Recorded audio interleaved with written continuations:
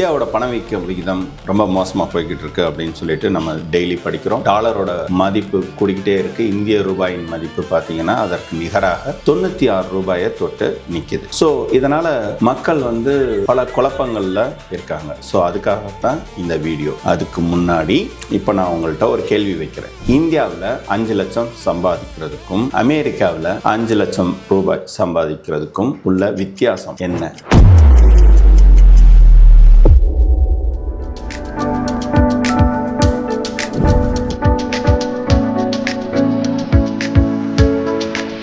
இந்தியாவில் நீங்கள் 5 லட்சம் ரூபாய் மாதம் சம்பாதித்தீங்க அப்படின்னா நீங்கள் பணக்காரர் பட்டியலில் வருவீர்கள். அதுவே அமெரிக்காவில் 5 லட்சம் ரூபாய், அதாவது அந்த ஊரின் மதிப்புக்கு $5800 என்ற அளவில் சம்பாதிப்பீர்கள் என்றால் நீங்கள் மத்திய தர வர்க்கம்தான், பணக்காரர் பட்டியலில் வரமாட்டீர்கள். எப்படி? இந்தியாவில் நீங்கள் 5 லட்சம் ரூபாய் சம்பாதிச்சிங்கன்னா நல்ல ஒரு ஆடம்பரமான காரு, நல்ல ஒரு பெரிய வீடு அல்லது அபார்ட்மெண்ட், ஒரு லக்ஸுரி லைஃப். ஆனால் அமெரிக்காவில் இதே மதிப்புள்ள $5800 நீங்கள் சம்பாதிக்கும் போது உங்களுக்கான வீட்டுக்கான இஎம்ஐ அல்லது ரெண்ட், அது மட்டுமே ஒரு பெரும் தொகையை எடுத்துக்கிறோம். கிட்டத்தட்ட 2 லட்சம் ரூபாய் போயிடும். அண்ட் இதர செலவுகள் அப்படின்னு சொல்லிட்டு பார்த்துட்டா அது ஒரு டாக்ஸ் எல்லாத்தையுமே சேர்த்து ஒரு $3000 கிட்ட போயிடும். அப்போ மிச்சம் எஞ்சுவது அப்படின்னு பார்த்தீங்கன்னா கிட்டத்தட்ட ஒரு 800 முதல் ஒரு $1000 மட்டுமே தான் உங்களால் சேமிக்க முடியும். இதை நான் சொல்லலை, புள்ளி விவரம் அப்படிதான் சொல்லுது. ஓகே, இதுவே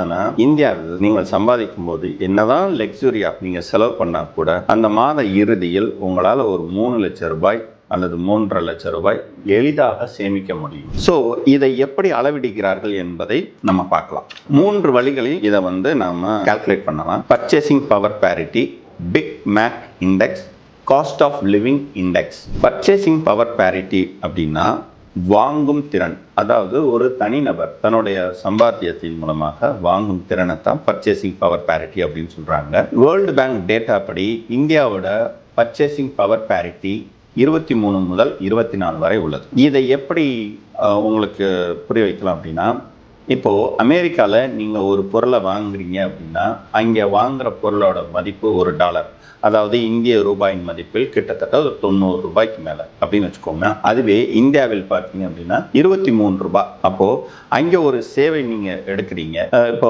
அங்கே ஒரு இன்டர்நெட்டோ இல்லாட்டினா ஒரு டேட்டா பேக்கேஜோ ஏதோ ஒன்று வாங்குறீங்க, இல்லை ஒரு பர்கரே வாங்குறீங்கன்னு வச்சுக்கோங்க. அதே பொருள் இந்தியாவில் எவ்வளவு அப்படின்றத வச்சு தான் இந்த பர்ச்சேசிங் பவர் பேரிட்டியை கண்டுபிடிக்கிறாங்க. ஸோ அப்போ அங்கே $1 செலவு பண்ணுறத இங்கே $0.25 அல்லது $3 மட்டும்தான் செலவு பண்ணுறதா சொல்கிறாங்க. காஸ்ட் ஆஃப் லிவிங் இண்டெக்ஸ் அப்படின்றது ஒரு குறிப்பிட்ட நகரத்தில் நீங்கள் வாழும்போது உங்களுக்கு ஆகிற செலவை இன்னொரு குறிப்பிட்ட நகரத்தில் வாழும்போது ஆகிற செலவோட கம்பேர் பண்ணும்போது கிடைக்கிற இண்டெக்ஸ்.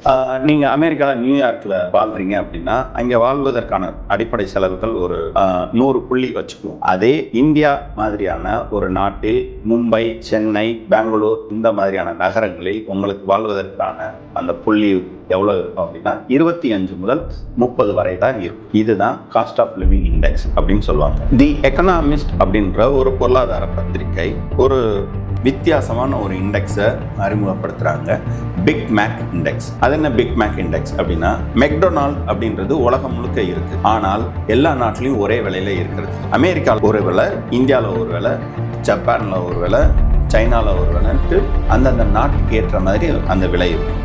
ஸோ அதை கம்பேர் பண்ணி தான் இந்த இண்டெக்ஸை சொல்கிறாங்க.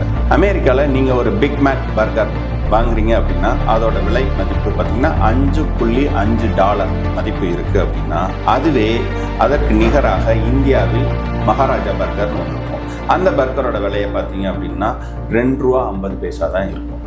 ஸோ இந்த டிஃப்ரென்ஸை தான் இவங்க பிக் மேக் இண்டெக்ஸ் அப்படின்னு சொல்லிட்டு தி எக்கனாமிஸ்ட் அப்படின்ற அந்த பொருளாதார பத்திரிகையில் குறிப்பிடுறாங்க. நான் இங்கே குறிப்பிட விரும்புவது என்னவென்றால், என்னதான் இந்த பணவீக்க விகிதமோ இல்லாட்டினா டாலரோட கம்பேரிசனையோ வச்சு இந்தியாவின் பொருளாதார வளத்தையும் நம்மளுடைய வாழ்க்கை தரத்தையும் நீங்கள் குறைத்து மதிப்பிட வேண்டாம் என்று நான் சொல்கிறேன். ஸோ இந்த ஒட்டுமொத்த விவரங்களையும் கால்குலேட் பண்ணி nambio.com அப்படின்னு சொல்லிட்டு ஒரு வெப்சைட் லிஸ்ட் போடுறாங்க. Cost of living by countries அப்படின்னு சொல்லிட்டு. அதுல இந்தியாவோட பொசிஷன் உலகத்திலேயே மிக குறைவான காஸ்ட் ஆஃப் லிவிங் உள்ள நாடுகளில் 2ஆம் இடத்தில் உள்ளது. அப்போ முதல் இடத்தில் லிபியா.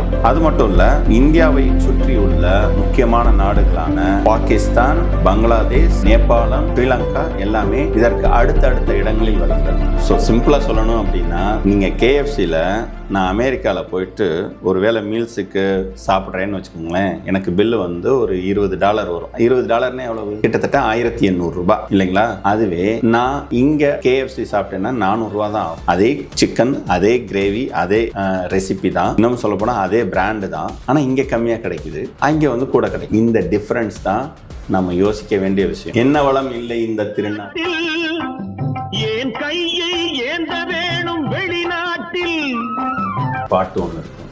அது புள்ளி விவரத்தின்படி உண்மைதான். ஸோ இதை பற்றி உங்களுடைய கருத்து என்ன? கமெண்ட்ல சொல்லுங்க, கண்டிப்பாக டிஸ்கஸ் பண்ணுவோம்.